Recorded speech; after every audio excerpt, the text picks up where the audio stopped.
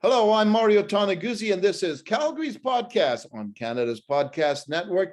Joining me today is Trevor Haynes, President and CEO of LodgeLink. Thanks, Trevor, for joining us. Thank you, Mario. Pleased to be here. Well, let me just start off by asking you, what the heck is LodgeLink and what do you guys do? Well, LodgeLink, it's an exciting business that we started from scratch a few years ago, and what we're focused on is providing enhanced services for full cycle travel related to crew travel. So where companies are needing to move their workforce to where their work is, there's all kinds of complexities and inefficiencies. So as simple as finding and booking where they're going to stay, or seats on airplanes, etc.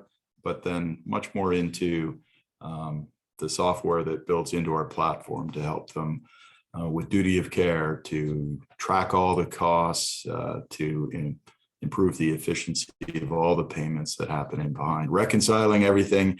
And then most of our customers are service companies. They're being able to efficiently invoice their customers. So it's a big endeavor, big addressable market, and we've made great strides putting a fantastic team together, and we're having a lot of fun. So tell me like a little bit more of like the types of clients that would use you.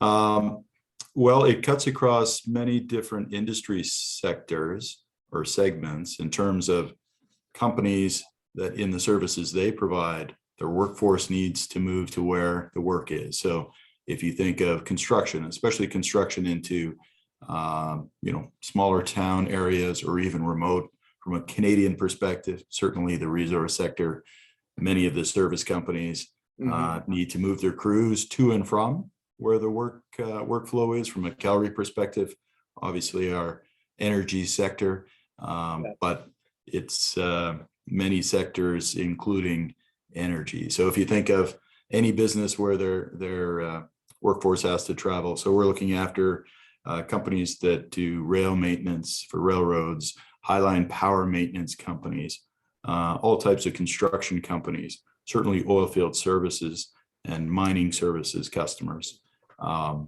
So anywhere where they're moving larger groups and they have to deal with all the logistics related with that type of travel. So you're basically helping them find places where their workers can stay and facilitating that process of getting them there and taking care of all that, right? If you think of it as a marketplace, so on the supply side, we have hotels. We've got over closing in on 7,000 properties in terms of accommodation. So those would be hotels, lodges, remote camps. On the other side of the marketplace are those companies that need to move their team members, as I mentioned before. And so, yes, being able to find the most appropriate property for their needs, close to where the work is, be able to sort by price and amenity, and then to be able to make that commitment. And it's a little bit more difficult versus the B2C, if you think of the big online booking tools like an Expedia or a Bookings, where you're moving smaller groups of people. When you move larger groups of people, you need a different type of booking engine to be able to make that booking. But then we go way beyond that. So how do you manage who's on the cruise, and the editing is, if you can imagine, you make a booking, but the crew gets delayed on the last job they're on, or the company changes which crew is going to go and do the work, or even who's on that crew by the time they get to that site. And then the rotation of which crew members are on and which are off as they rotate on and off their shift cycles. And so you just keep adding those layers of complexity. And that's where there's a value proposition for us to create a platform and build the tools, software to be able to deal with all of those complexities of workforce travel for business. Takes away a lot of their headaches, I guess. Exactly. Very inefficient. The Global Business Travel Association tracks this as a subsector of business travel, and it's called Energy Resource Marine. Those are the type of industry segments that have large amounts of crew. And pre-pandemic, they tracked the US spend of businesses for crew travel at 63 billion, Canadian at about 7 billion per year. So it's a big addressable market. And the estimate is there's upwards of 10% of that spend is wastage in terms of missed bookings, bookings that never got used. Wow. And then within that, you think of all those people and they're being paid by the company. If they get delayed somewhere and you don't make the adjustment downstream for all of the bookings that come after, then that's where you get into inefficiency. So our ability to solve for that is the value proposition. And so it's a big opportunity. We're finding it's a lot more complicated than we thought when we first set out, though. So, and when did you first set out? What year did you establish this? We started building LodgeLink in earnest in 2017, 2018. It's been growing very quickly recently. Fairly substantial interruption from the travel lockdowns because of COVID, as you can imagine. So there's a bit of an interruption in our buildup. And LodgeLink is, I started with some co-founders, a company called Black Diamond Group, and I started that in 2003. LodgeLink is a subsidiary, so this is sort of our latest entrepreneurial start and build within the Black Diamond portfolio. So it's a continuation of the work and building we've been doing for years. Okay, I'm curious now. So what does Black Diamond do as kind of the umbrella? What other kind of ventures does that have? Well, the main expertise of the Black Diamond team is understanding the requirement for workforce accommodation, but using physical assets. And so we're quite well known as being one of the big camp providers in around the resource sector, and using, modular buildings so we could move them into remote areas, fit them together to create these big living environments, and then figuring out how to generate power, handle waste and water, et cetera. And so that's where sort of the knowledge of the requirement for crew travel and all of the various challenges that come with that. And so that was sort of the genesis from which we said, well, maybe we could offer a different type of service and use technology in a different way in terms of the industry that we're associated with. And so that's where LodgeLink as a new idea came to fruition. So in terms of setting up a new venture, so to speak, what were some of the biggest challenges you think you face as entrepreneurs? Well, when we first started Black Diamond, the parent company of LodgeLink, a lot of challenges. Is this the right thing to do at this point in my career? Would we be successful? How would we fund it? Had a young family at the time, all the uncertainty of whether we should take this big risk and make it happen. As you work, in subsequent startup of businesses, and I've been involved in building many of them, the concern of, would this idea work? Will this work? Should we invest here? And there's a lot of debate. And in some ways, it's more complicated starting businesses within businesses. So we couldn't get the idea out of our minds. And at one point in time, there's a lot of debate. Won't work, will work. And we said, we're gonna try this. And so as quickly as possible, trying to get to proof of concept. And then equally as challenging is, okay, the concept works. Now we have an enormous lift to get this scaled up and bring all the talent we need and funding it. Question is whether we will create value, for our customers, etc., but value for our shareholders. So it's always very exciting. There's always an element of risk and uncertainty, but it's very creative. It's probably why I like building businesses. I like the creative part of it, creating new things and trying to bring great people together to make them happen. Where do you think that came from? That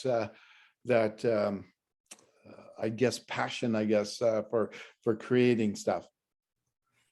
Yeah, I guess from a very early age, and very early on, my father was part of one of the early group that was involved in building a company called ATCO. And I know you're from Oh, my. Calgary, so you know ATCO. That's And the giant.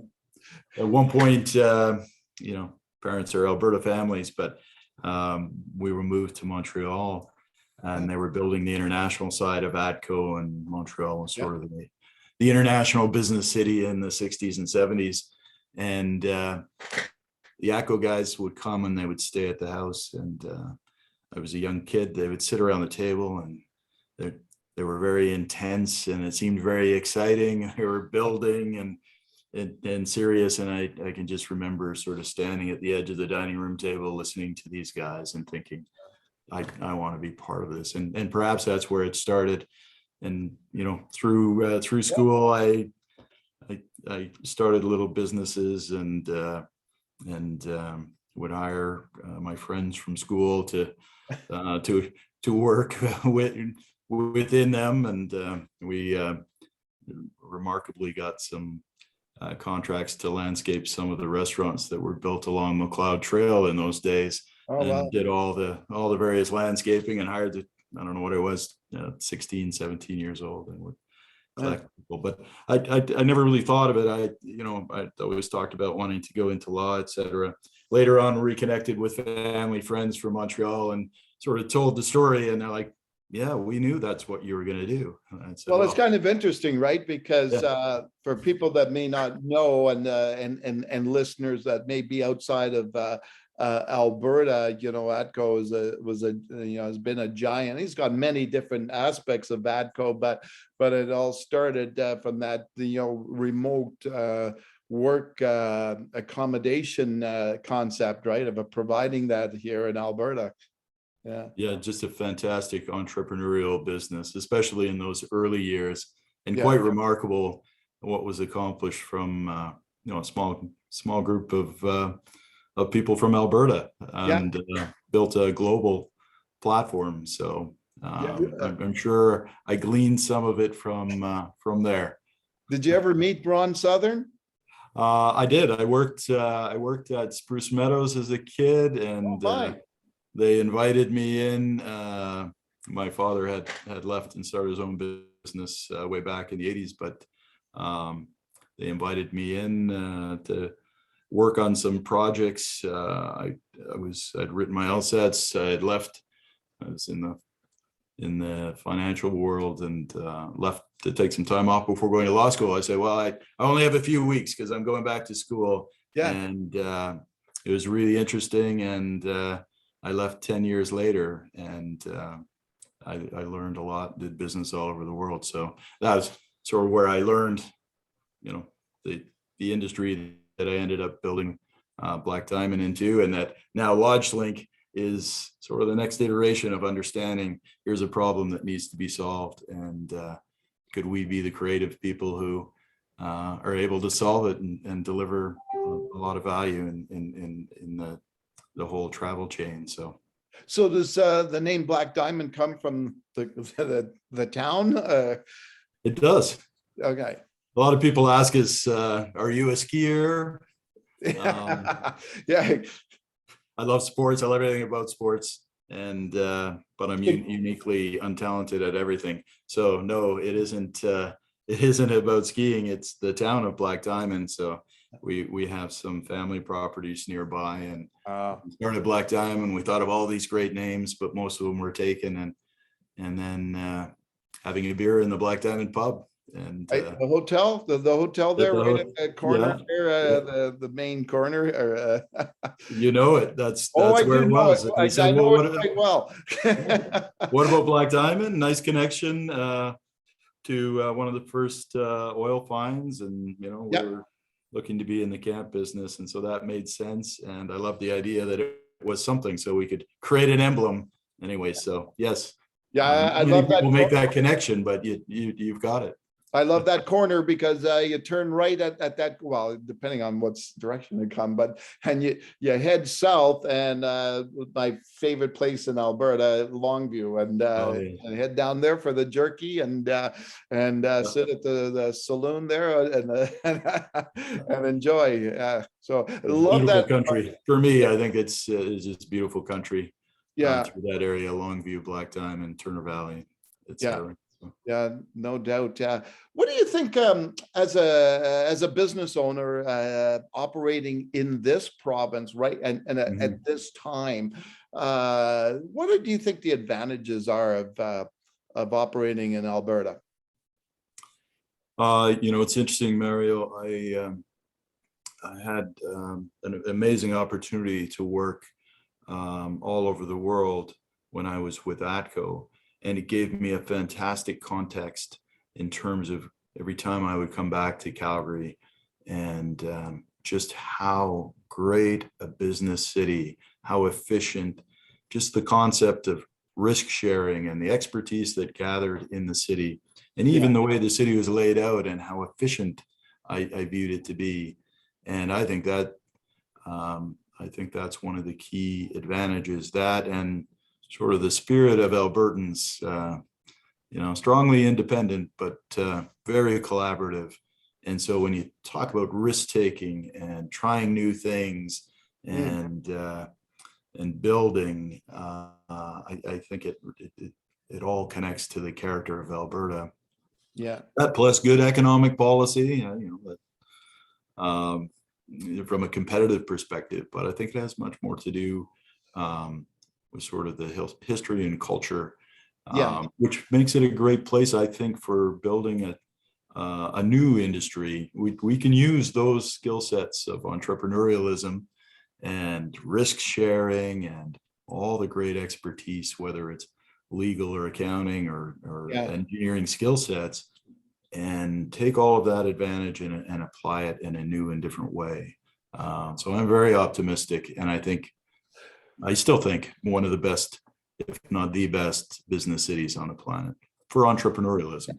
And Absolutely. and speaking, just being an entrepreneur, what do you think are some of the qualities, I guess, that someone needs to have to be a successful entrepreneur? Um, well, you absolutely have to be an optimist, because there are many things that would tell you you should just copy what other people have done and take a safe path. Yeah. And so you need that view that I'm confident there's a different way, confident there's a better way. Hmm. Um, I'm confident that I can convince those people who are much smarter than me and each of their skill sets to come and see the vision and say, yes, we can make this happen. And so I think there's partly a generalist, partly somebody who just thinks outside of the box and just wants to create something different and do things differently. Sometimes I call it the path of most resistance Mm. Yeah. rather than the path of least resistance. Yeah. But it is, for me, the most rewarding, when it works, Yeah. built something and you see a lot of people being successful within it. It's extremely rewarding. Yeah. It's not for the faint of heart, though, right? Because you're going to go through a lot of challenges. You know, when you work for other businesses and you think you know what working capital is, well, when you've set out and you've got your own construction company and you've got, as we did, we had 300 laborers in construction trades, and payroll's due on Friday and your Yeah. customer hasn't paid you yet. That's not for the faint of heart. You're laying awake at night and you're like, oh, this is what working capital is. Yeah. So no, I mean, there's an element of risk to it.